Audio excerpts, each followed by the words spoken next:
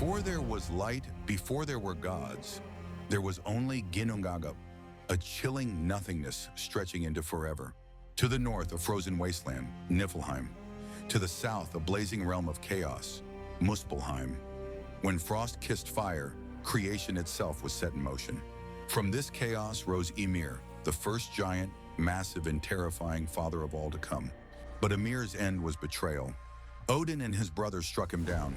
From his corpse came the world, flesh as earth, blood as seas, skull as sky, bones as mountains. From ash and elm, Odin shaped the first humans. The saga of the 9 realms had begun. Odin, the All-Father, ruler of Asgard, god of war, wisdom, and death, feared by enemies, worshipped by warriors. A tall, bearded figure with one eye, cloaked and hooded, riding his 8-legged steed Sleipnir, with ravens Hugin and Munin, whispering secrets into his ear. To gain knowledge, Odin sacrificed his eye and hung upon Yggdrasil for 9 nights, pierced by spears, to master the runes. Warriors who died bravely were chosen by Valkyries to feast and fight in Valhalla, training for Ragnarok, where Odin would face Fenrir. Yet even the All-Father did not rule alone. At his side stood a queen of equal stature, a goddess of love, motherhood, and prophecy, Frigg. Beside Odin stood Frigg, his queen, a goddess of love, motherhood, and marriage, respected as his equal in Asgard.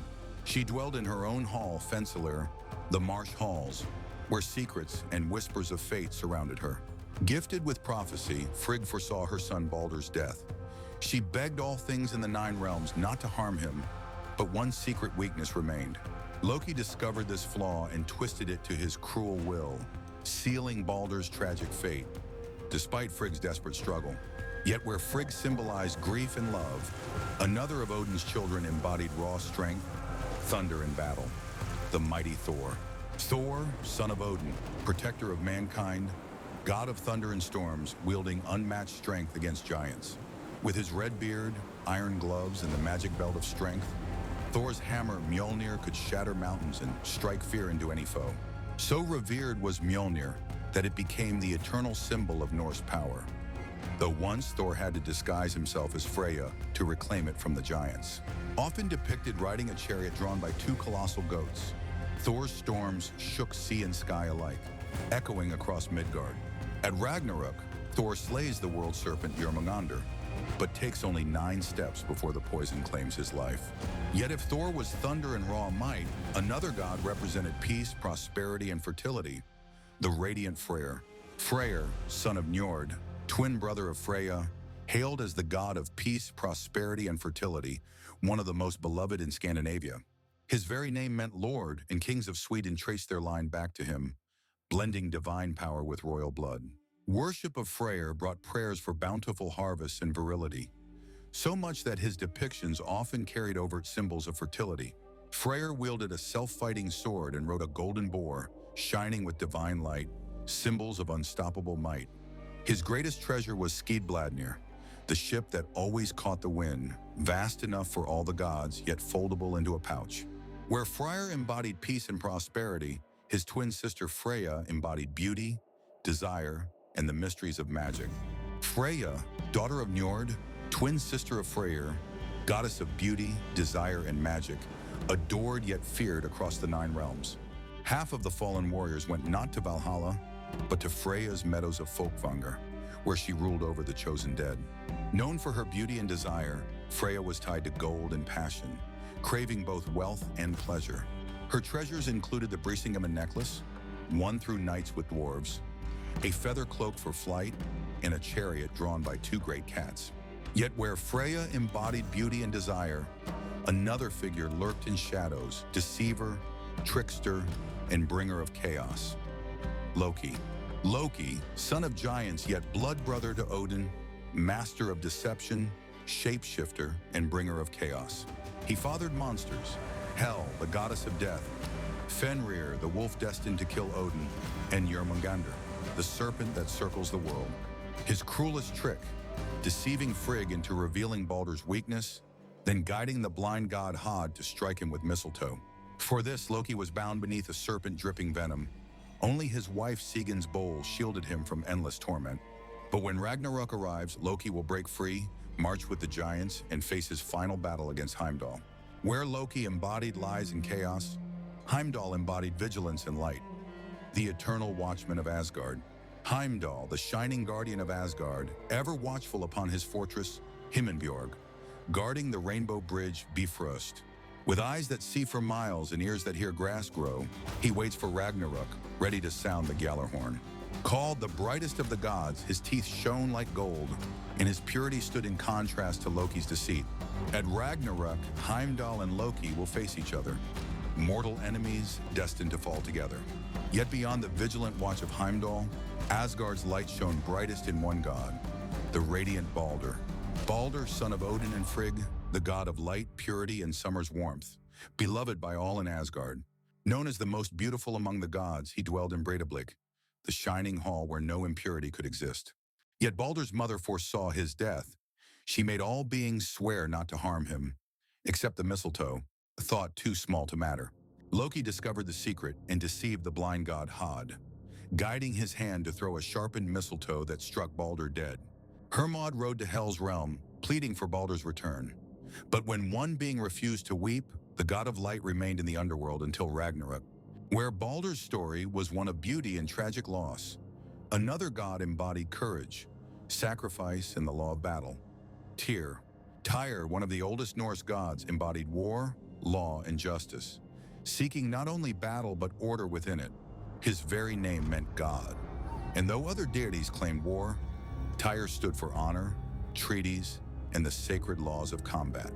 When the gods sought to bind Fenrir, only a chain forged by dwarves from the impossible, the sound of a cat's step, a woman's beard, the roots of a mountain, a bear's sinew, a fish's breath, and a bird's spit could hold him.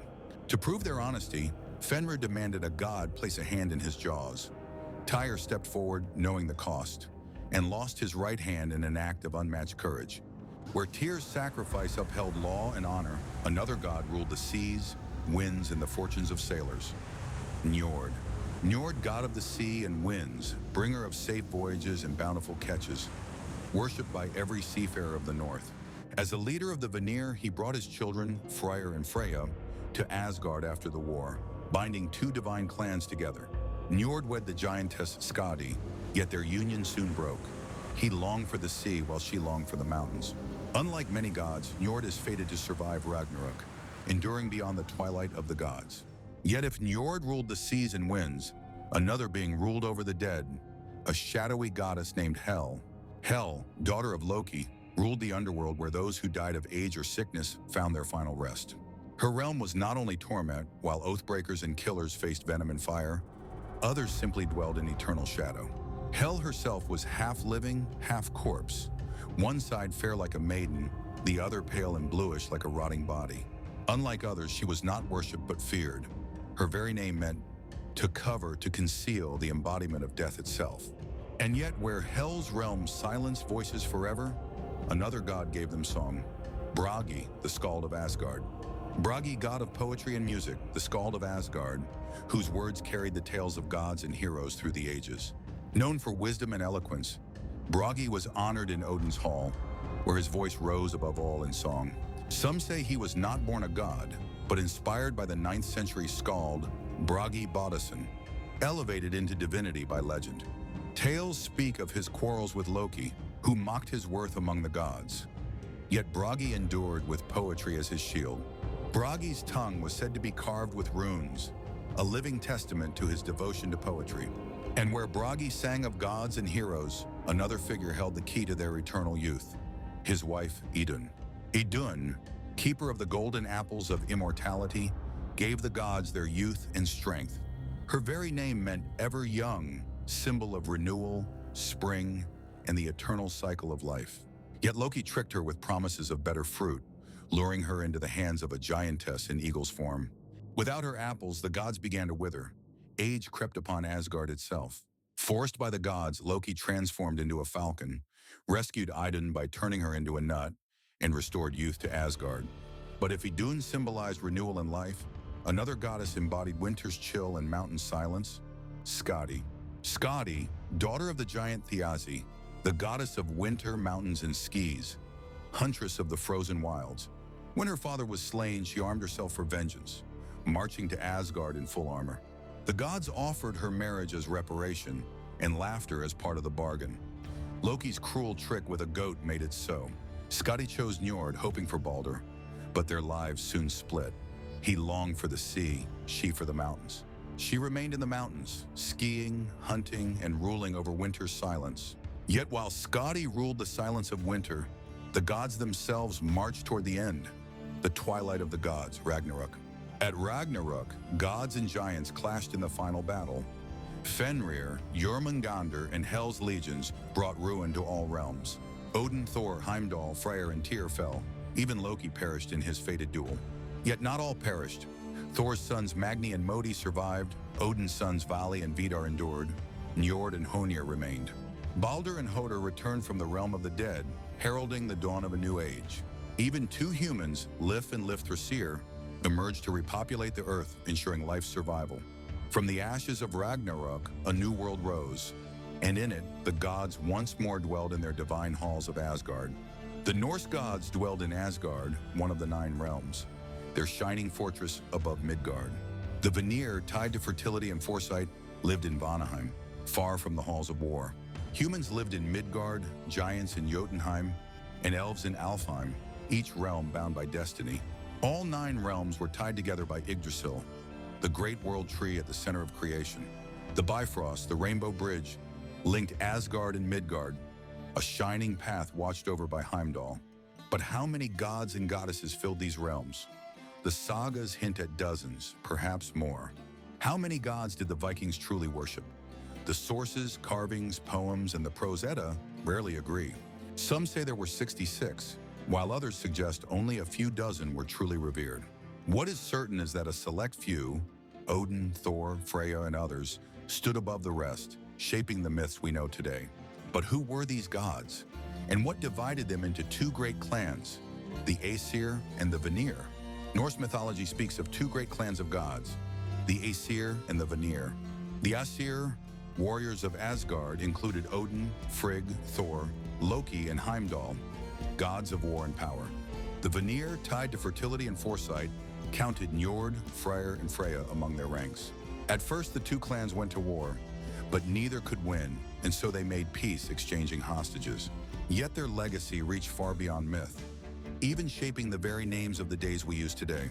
Even today, the Norse gods live on, in the very days of our week. Tuesday honors Tyr, the god of war and justice. Wednesday is named for Odin, the All-Father Woden.